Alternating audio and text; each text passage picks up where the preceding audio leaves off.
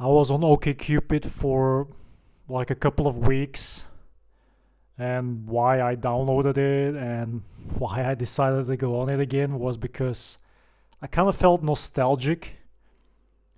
The first time ever was in like 2014, 2016 time period, and funny enough, funny enough, I met my first fiance on there. And at that time, I knew that I was just a dime a dozen. Like, I would never find someone like that ever again, and definitely on no dating app. Like, you know how it is. Dating app like Tinder is just terrible. Hinge is pointless. Bumble is just weird. Um, Anything else out there that forms some type of replica, it doesn't serve you any good. Um, a lot of people start out with thinking that it's them, they're the problem, they're not good enough or unattractive, or maybe it's their age or the location, or maybe it's their preference or a lack of a bio. And after some time, you start realizing it's the app, it's the apps in general. All ads are stacked against you, and specifically if you're a man. I don't have to go into detail. Everybody knows what I'm talking about. Now, when I met my ex back then, my ex fiance, my first fiance, the longest relationship I've ever been in, and the person I was the most devoted towards because of the stability she offered within the relationship.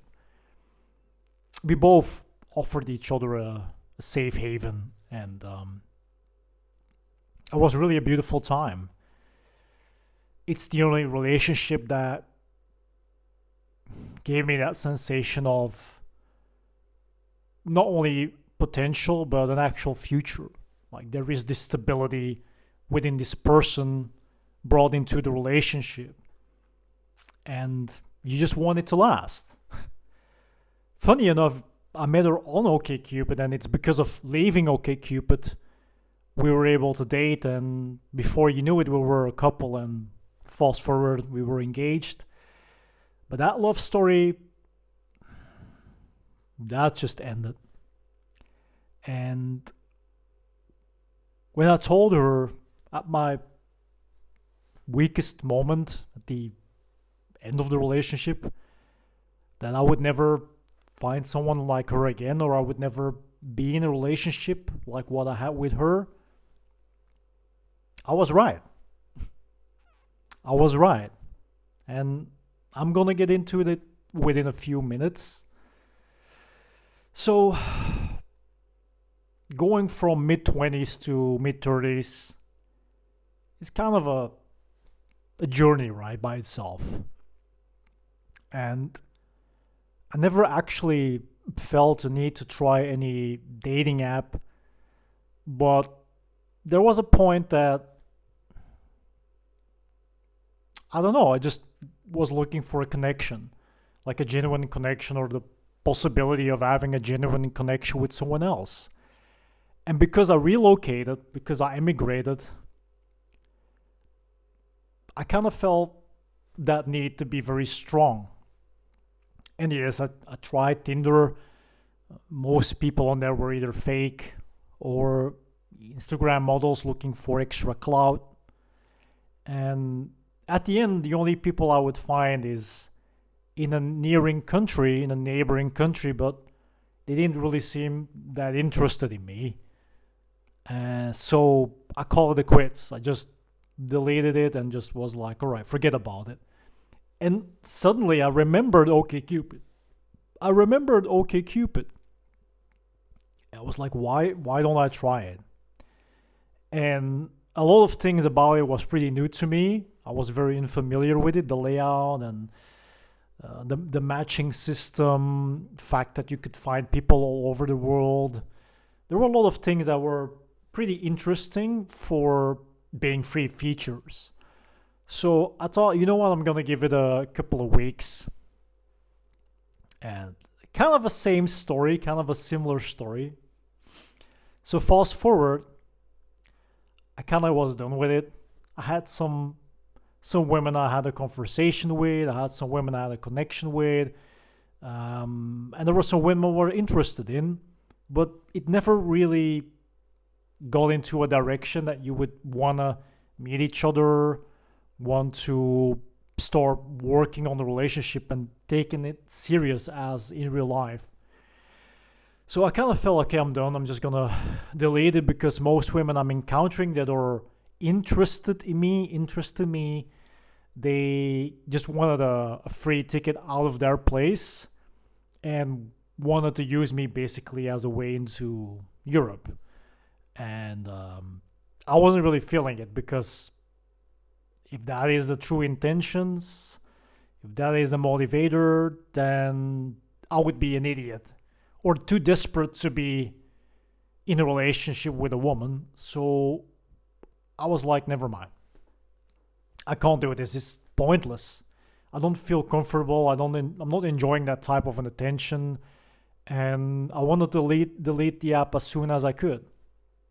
But at the end, and this is a very essential part, I met my ex. And for many people that have been watching my previous videos, yeah, you're right. She wasn't technically speaking my girlfriend because we never met in real life. She wasn't technically speaking my girlfriend because none of us made it official. And it was something that I internalized and I desired and wanted it to be so, but it was never made official and it never came out of her own mouth. The only thing she said is that she really liked me and would do anything to make me feel special at any time. So yeah, I wanted her to be my girlfriend, but was she my girlfriend in real time? The answer is very obvious, and you guessed it, no. It hurts, but why lie? It's pointless. It would only be deceiving myself into believing in something that wasn't really real. But at some point in time, aren't we capable of fantasizing and longing for something that we truly desire and deep inside know it might never happen? At least we had that fantasy to go off and cope because that's basically what we're doing. And I'm guilty, I admit. And did it have to do with still dealing with my past relationship and the trauma that came with it? Yeah. It was still fresh in my mind, fresh in my heart, and the departure mentally messed me up and emotionally just dragged me down. And I wasn't looking for a rebound, I wasn't looking for a backup, I wasn't looking for some distractions because eventually she found me and it was an OkCupid and it was very similar to what I experienced with my first fiance. And that kind of made me really feel quite curious, but I was being very cautious because I wanted to figure out what the true intentions were from her. And it wasn't easy at first because my guard was up and I didn't want to let anybody in and I didn't want to have to go through the drama again just to try to be in a relationship with someone or try to make it work or figure it out while you're going along. But after our first argument, as in, me deflecting and having my guard up and, being a little bit more on edge and not really that positive, she kind of confronted me with it and spoke her mind and showed me that if I would continue doing this, responding out of pain and hurt, I would lose that opportunity and I would self-sabotage. So I snapped back into reality. Yeah, I know what you're thinking, but that's not what I'm gonna do now. I'm not gonna I'm not gonna be rabbit and do the 8 Mile thing now. Maybe I should, but that wouldn't really match with the story, I guess. So I let her in. Yeah, I let her in my heart. I opened up my heart again, and I wasn't planning to do so because I was still hurting. So this was also very exceptional for me. And the reason why I felt I was capable in doing so is just because she convinced me.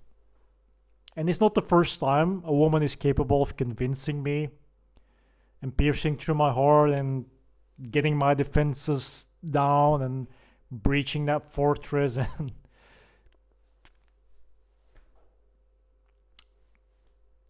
if they know what to say, and I'm not talking about that cheesy, corny, superficial stuff.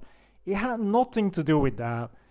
All it had to do is with feeling me, understanding me as a man, and seeing me as I am, and valuing that, and being into that, and wanting to know more, explore. And that got me to open up, because when it's about me, it's very difficult to say no. If it's just about other stuff that doesn't really matter, but is also about me, but it's superficial, then I don't care. If it's something that has to do with depth and personality and what I stand for and how I'll perceive life and what matters to me the most as a person, then it gets the ice to melt and it can go fast. And that's what happened. So fast forward 4 months, this is like an awakening. This is like a second chance. This is like the opposite of what I experienced with my ex. And I was really happy because it really made me feel and believe that this might actually be the right person for me. And I might be the right person for her. And even if we're different, not the extreme opposites, but just different, the willingness to meet each other halfway and the willingness to understand and get to know each other from both sides was very noticeable. And that made me give in step by step. And she knew how to tone me down if it comes to my intenseness and passion, my passionate nature. She knew how to talk to me. She knew how to respond in a way that would make me smile. Nothing was excessive or sexual in nature or pointing at a certain thing that had to do with me, but not the complete picture, like they wanted something. And that made me feel more comfortable. So I was really at that point where if we would meet or when we would meet each other in real life, I would just really completely want to live in the moment, because I didn't do so with my ex. I was struggling with that because I was too much focusing on the future and building and working towards the future to give something back in return for myself, for her, for us, and our children. And that was my main focus, to work on something for 2 years and to give back and invest all the way in the relationship. But that failed because I lost everything. And that pain made me want to look for distractions, but in the way of finding a meaningful connection again amongst another person, with another person, with a woman. And it had nothing to do with anything sexual in nature or some superficial gratification. It had only to do with this emotional bonding. Being heard, being understood, and being seen and being valued, and cherishing each other's company and these type of things that I really strive of. It really makes me feel like I can do anything. It's the opposite of kryptonite, basically, if I would be Superman. And, you know, I really sense that, my this woman that I met on OkCupid, that she had what was really healthy for me if it comes to a woman, that stability, being grounded, down to earth, rational minded, maybe a little bit more cold, maybe a little bit more less emotionally involved, but willing to learn and experience certain things with me. And that's where the differences lied, but that made us really complement each other while engaging in these conversations we had. And if January comes and she's still there, even if she hasn't talked to me, even if she has ghosted me until this point, almost for another week, in total it would be approximately almost 3 weeks if this week comes to an end. We're getting closer to the point of meeting, but at the same time, if I'm not gonna hear anything anymore, based on what she said before ghosting me, that it would be 2 weeks at least before I might ever hear of her again. Reasons be her school or education in the time period and what she's dealing with, the hospital visit and the recovery period after the operation, family visit and family time, spending time to recover, and all these things. And I'm not trying to make up excuses for her. I'm just sharing what she told me. And I talked to my grandmother about it, by the way, because it's always wiser to talk about certain affairs with people from different generations, specifically family or close friends from family. And she told me, after hearing my story that I share with you guys on here, on the channel, that she didn't really believe that she ghosted me or she abandoned me in that sense by not keeping the line of communication open. And in a way, I did feel a little bit of she might be right from her perspective and how she understands and perceives, our relationship until this point. And, she knew, she's seen what I've been through when it comes to all the relationships. So I can't hide anything from my grandmother in that sense, right?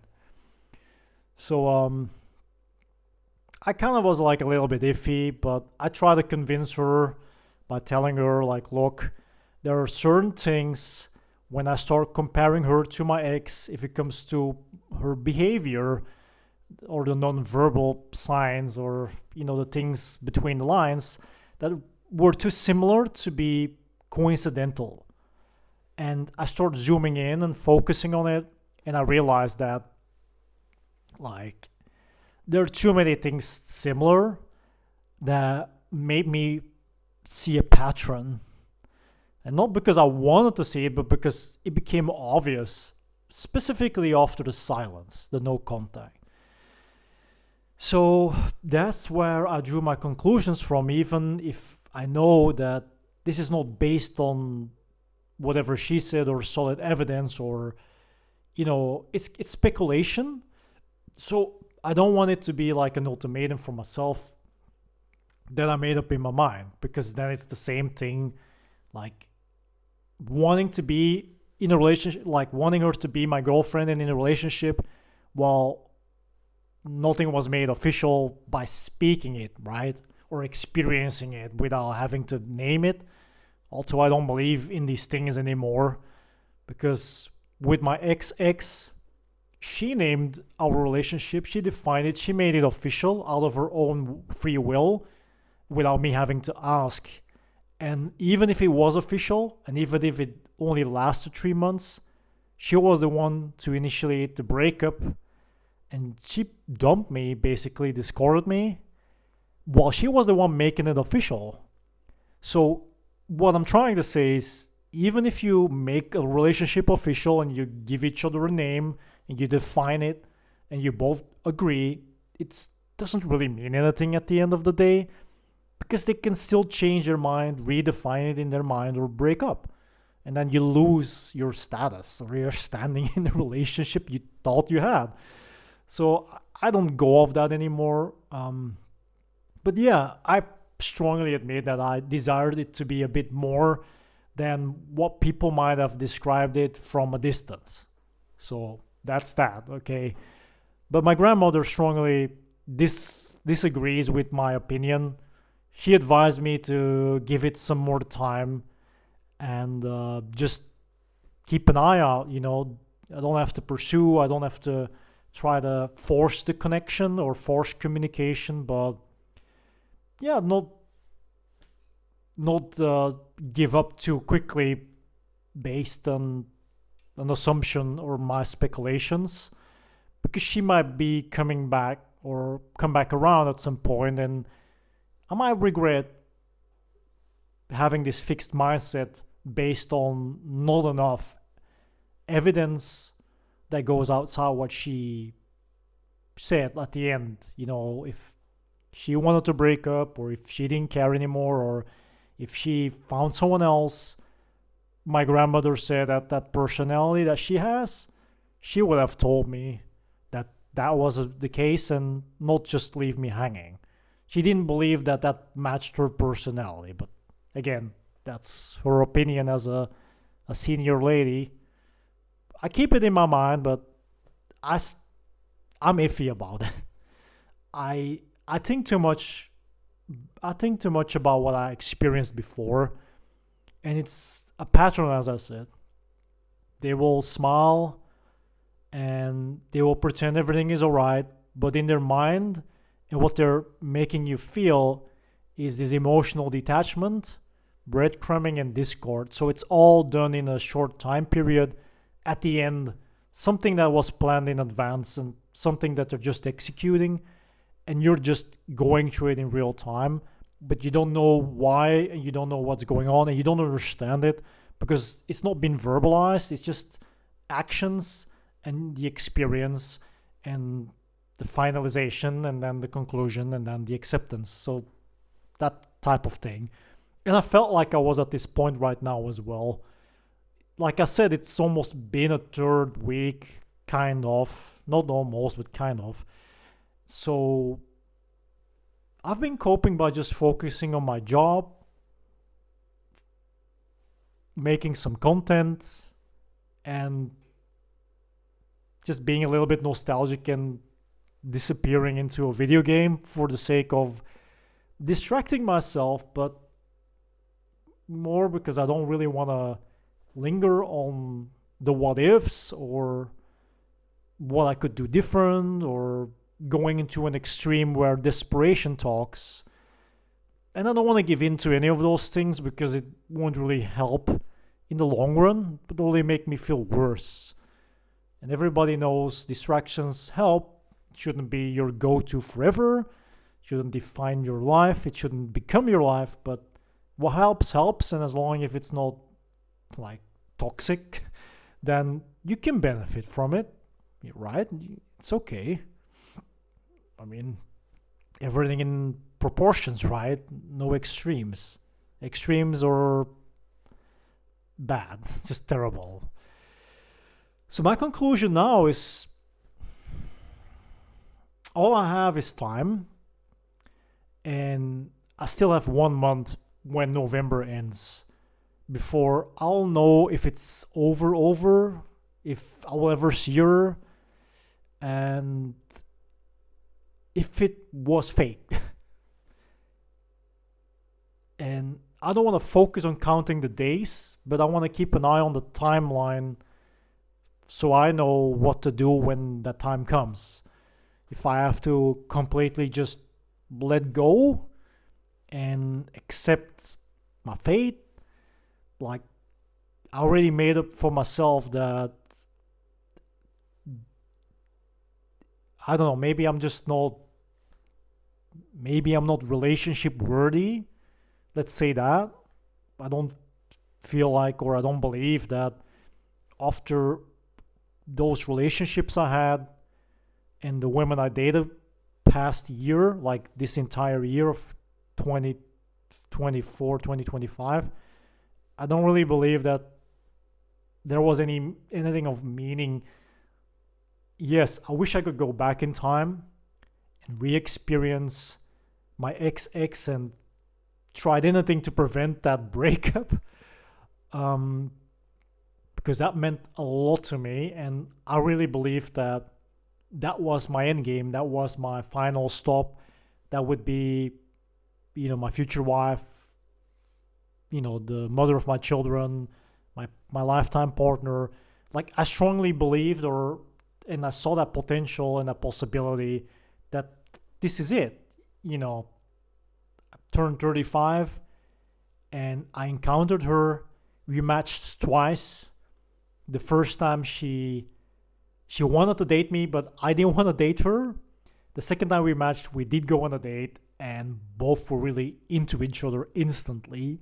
The chemistry was very noticeable, and everywhere we went, everybody was looking at us and called us like a beautiful couple. And like if I would show you our pictures, that we made together, you can feel it, you can sense it when you look at it, like that love and that chemistry and that connection. It drips off the pictures, the photographs, and it's very painful to look at it. I'm not doing it anymore, but I used to do it a couple of months ago, and yeah, you can sense it. It's like it brings you back into time and makes you real experience these feelings and what you share together, and that's really painful. And that's why it took a long time to get over it and figure it out and make sense out of it, because being dumped without any closure is just, it keeps you guessing, and you gotta figure it out. And it's not easy if you're alone, when you build something together and you end up alone and you gotta pick up the pieces. It's hard, man. It's really difficult. So it's what I felt and what I believe. Like it's just sad, you know what I mean? Like losing that and coming to the conclusion that I'll never be her husband. I'll never be the father to your children. I'll never be able to build something, give back, invest, like play those sports in her life and she in mine, and fulfill those sports in life in general together. That was the most painful part, to understand and realize and accept that it would never be me and it would be some other guy. And envisioning some other guy smashing her, getting her pregnant, moving in together, having children together, going on trips together, having all these, creating those beautiful memories and sharing those beautiful moments, and not it being me, realizing that fully and grasping it was really painful at the time, and it just made me crumble from the inside. Like I just was crumbling. And that was the most painful part, not just being discarded or dumped or breadcrumbed, but realizing it's not going to be me. It's going to be someone else is going to be lucky to be able to smash her, to have children with her, to be loved and valued by her parents and her sister, by sharing those moments with the children, by sharing those moments with the pets, and going on those trips and cooking together and having this life to... I saw it just go up in flames, and that was just too much for me to deal with. And yeah, when I was finally able to accept that she's never coming back, it's over, I was very grateful to encounter my ex because she gave me hope. She gave me that self worth back. She gave me the opportunity that I would see my own value, my own potential again. And she would really compliment me and support me and really wanted to get to know me from the beginning onwards. And it was all genuine, full interest, not extreme, not like obsessed or. And yeah, I keep so much things in mind, what I did and what I said and what was important to me. And it made me really warm up to the idea again that yes, there is still a possibility that I might find the right person, or the right person might find me, or we find each other or encounter each other. And it might happen again. I might be at that point in life again. I might get a second chance again. And that really made me feel good enough inside to taking those steps again. And that was also very hard and it was a challenge. So that's why it crushed me so hard when I got ghosted and I felt like I was being abandoned again, discarded, left behind when you're at that peak because they build you up, they made you feel good, they made you believe in yourself, they made you rediscover your internal confidence again that you lost.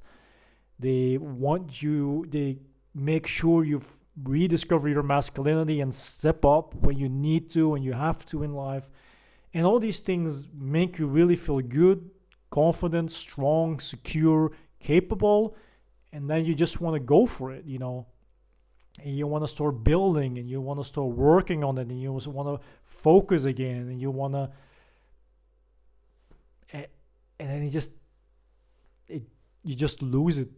You lose your bearings, you have to re-navigate, you have to find your way again out of the darkness.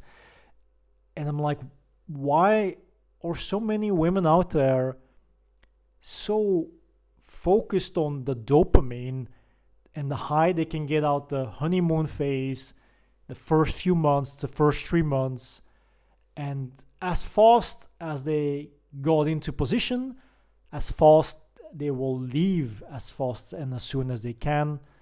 And you got to pick up the pieces. You gotta get your own answers. You gotta figure it out. You were into it for real. They were in for it for the thrill. They have no apology or no excuse. They don't even want to talk. They'll just ghost you. They want you to figure it out and they want you just to leave them alone. And they'll look for the next target when they feel the itch again.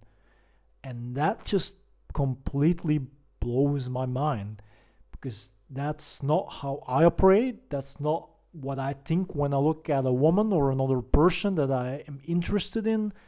And that's definitely not on my agenda when I'm getting something out of it. That's the first thing I want to do is just bail when I had enough, when the tank is full, when I need to go to the next person in line and continue this cycle. It's not something that comes to my mind. It's not something that I would do to another person or to a woman, but it seems to be very common these days.